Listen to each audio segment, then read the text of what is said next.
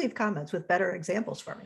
So here's the thing about that is that audit, when you find those things, when you find that pop up, when you go to a company, you see that, what I have found with answers I get from clients is, yeah, we didn't know to look for that, or we didn't know that was going to annoy people. Thanks so much for telling me. Or I get the big sigh again that says, I know that it keeps coming up, but we couldn't figure out how to do it. And honestly, we needed to move on to the next project. So we just hoped it wasn't a big deal.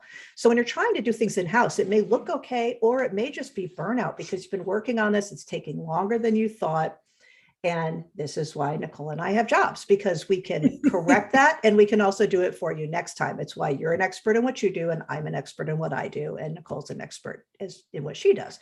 So having that expert set of eyes look and see what might have happened is fantastic. Nobody wants to be double checked when they're also an expert, but guess what? Everybody needs to proofread things twice. So it applies everywhere. What's the saying for carpentry? Measure twice, cut once. Yes. It's the same thing. It applies to everything.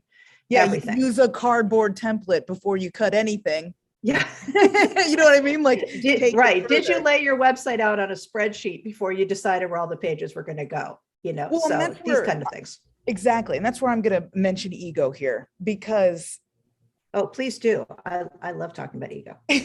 The expert that you used 10 years ago, 2 years ago, to build whatever you built was an expert at the time. It takes 10,000 hours to become an expert at something.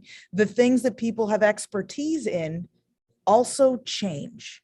So just because you were an expert at something 6 months ago doesn't necessarily mean that you are still an expert now, which on top of that, if someone who has become an expert because it has been their in and out, their most previous 10,000 hours, if they find something that you didn't, it's not because you're any less than the other person. Just something changed. This person saw what that was. So clients don't take offense. Person who was the developer, don't take offense to these suggestions, to these issues that have been found. It's okay. The world is changing so rapidly right now. Than ever in history. In history. From black and white TV in homes to now is the fastest we've ever had technology advances. And that very much includes digital and the metaverse and all of that that's coming out. Oh my gosh, the meta. Yeah. I'm not talking about meta. I'm not talking about meta. And we don't talk about meta because they'll probably shut me off. But metaverse. Exactly. Twitter recently told me I'm not a real person. I hadn't posted anything yet, except one thing about how great they were. Don't know. So anyway, so we have, side note, moving back to the trail. Okay, so when you talk about that and they talk about ego, I have that. Oh, I hate being double checked. I'm not going to lie. And people who have worked with me, and you know who you are, will know that I get that look on my face because I have absolutely no poker face. And then it will go. And then I'll be like, all right, this is good. I can't do that. It's why I have to constantly do continuing education. It's why I'm constantly taking courses. It's why I'm constantly re-upping my certifications as needed. And a great portion, and I'll bet yours is too, a great portion of my week is keeping up with the new changes, the new technology, and the new apps. And that's just part of my job. If someone else was paying me, experts. Right. We want to stay experts. And if I was working for someone who said, okay, your only job is to do this in marketing, and I wouldn't have time to say, I couldn't say to them necessarily as to the employer, all right, but I need like 4 hours a week because Google Analytics just upgraded. And I need to like completely study and redo this. You end up doing it on your own time, or you end up, having to ask them if I can please take this course. Will you reimburse me? And, smart employers will certainly do that, or they'll say, yes, please take that time out. I mean, don't get me wrong. Plenty of people do it. But with staffing issues or with, the constant, gosh, I hope someday somebody's listening to this and says, oh yeah, that pandemic thing that happened a long time ago. But right now, the pandemic and everything else, it's very hard to say, okay, I know you've got like 6 hats on, and I know I as owner have 6 hats on, but we need to update this. which is why, again, people like Nichole and I have jobs, because we are there to be able to do that. Medical people have to constantly take continuing education. Teachers do. My father was a commercial pilot for over 30 years. He was constantly learning more, again, because that technology was so huge. He was a human navigator who worked in the cockpit when he started in his career. And by the time he finished, that position didn't even exist because a computer did it for you. Right. It went from 3 people in the cockpit to 2. And we have so many more buttons and everything in airplanes now, so many more things they can do. And if he didn't constantly go for that every month, every year, you wouldn't want him flying the plane. So do you want someone, oh, I came up with a good example that's not beating anybody. So if you, thanks, Dad. Thanks, Dad. Thanks, Captain. So if we have a the example of a pilot who's going to fly you in the air in a bucket made of metal that's going to take you somewhere over many oceans and lands, you want them to be experts and you want them to stay an expert. That is true of anything people are doing. And I think that that's just something to remember. Who's going to pilot your website? Who's going to pilot your marketing? Exactly. Yeah. And I'm going to hit on something that I was on a panel on earlier this week, and this is burnout.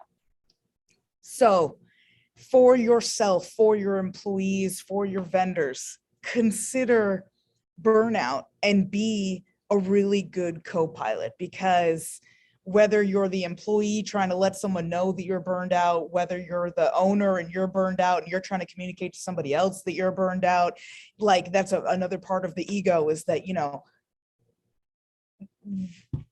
it's okay if you're burned out. It's okay if you don't recognize the symptoms or the signs that you have burnt out.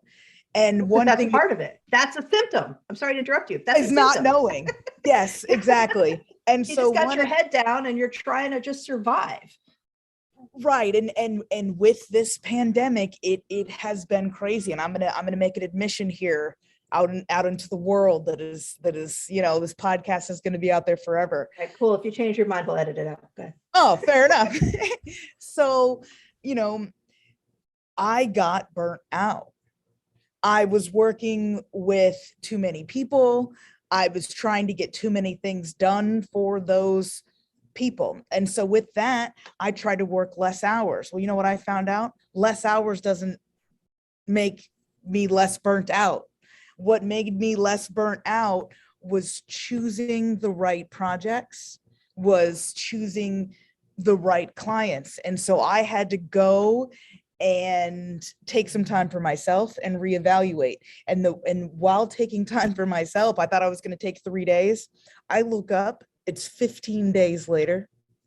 I've not done anything for myself, for my clients, for anybody, because I just couldn't. It was a full on overworking. It was totally 100% burnt out, and I didn't realize. And that scared the crap out of me, and that was not good. And so because I've done some research and taken the time and decided to put myself into situations where I can be on a panel like I was on yesterday, it's okay that you got burnout. It's okay that during that burnout, you might have taken what an expert said to you wrong. Like all of that. What are you trying to say, Nichole? I'm saying that we're all burnt out, and we have to remember human nature.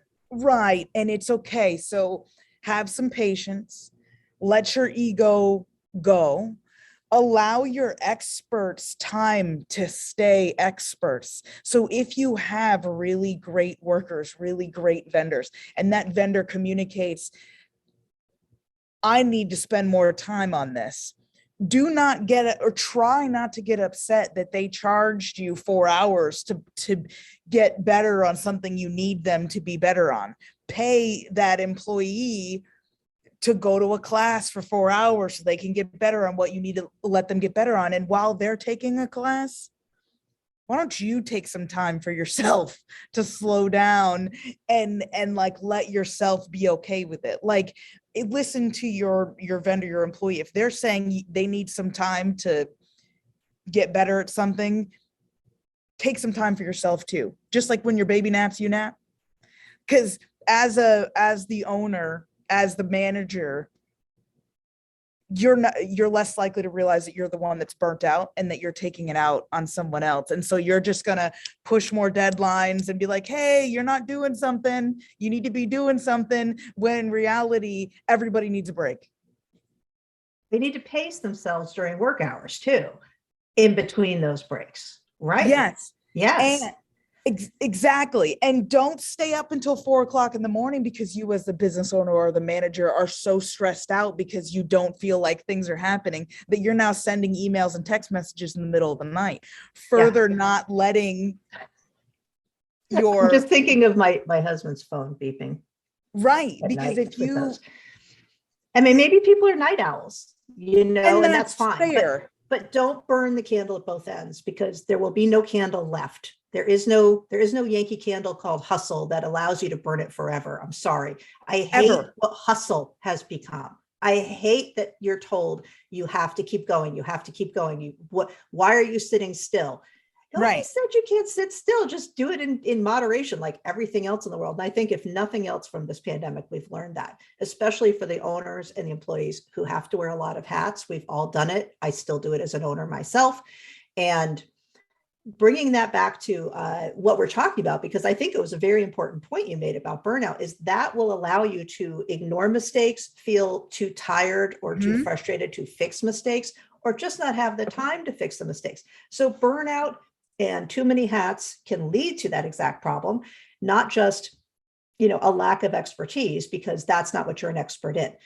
You don't have to be an expert in everything, and you don't have to find a way to fix everything yourself or within just 3 or 4 people in a staff if you're a small company. You exactly. don't. If there's other options. Just be making it easy for people to give you money, no matter what you're doing. It doesn't matter. Just make it easy and communicate. And the other part too is that I have seen clients say, well, I've hired this people because every time I stop and a customer speaks to me, they take up too much of my time. And so then I don't get anything done. Well, you know what? Backtrack for a moment. The reason that your customer's there is because of you, is because of your time. If you decide to totally take yourself out of the equation and you decide to stop communicating directly with your customer, then you're going to lose money in some way, shape, or form. I think every call center and customer service job I've ever worked in, there's been a joke. And if you've ever worked in a call center or in customer service, you know this joke. And if you're an owner, you never want to hear somebody making this joke, but in your company. But the joke is, boy, if it wasn't for the customers calling and coming in all the time, we could get so much done. But that joke is actually, and it's a joke, obviously, because the customer pays the paycheck. But the joke is reflective of the fact that they have too many things in their schedule. If they're busy, productive employees, if they'd rather just sit on the phone and talk to their girlfriend or boyfriend, then that's a problem. But if they're busy and doing things and they feel like the customer is interrupting, it's time to hire. It's time to find a way to pace. It's time to take some of those tasks off that desk and put them on the back burner. And when you put something on the back burner, put a deadline to come back to it, because that's when things get lost. And that is everybody, not just people who, it's out of sight, out of mind, or what have you. Everybody can feel that way. You forget all those little things you put on the back burner. I actually say the back burner, the middle burner. My mental dashboard has a 6-burner wolf cooktop. You know what I mean? I've got to have something in the middle burner, because once it goes on that back burner on warm, I've forgotten about it for a little while, and you don't want that. So you put a reminder in your calendar, et cetera. And that's when you come back and say, all right, we got really frustrated with this pop-up because we wanted it there. We wanted the call to action and it wasn't doing what we wanted to do. But here we're going to go look at the SEO. We're going to look at the conversion, and what those two things mean for the uninitiated is search engine optimization. And we're going to look at the conversion rate, meaning did they fulfill the call to action? Did they follow through? Give you their email, fill out the form, buy the thing. Okay. So they've converted into a lead or a customer. And when you do that and you go back and look at it and remember to look at it,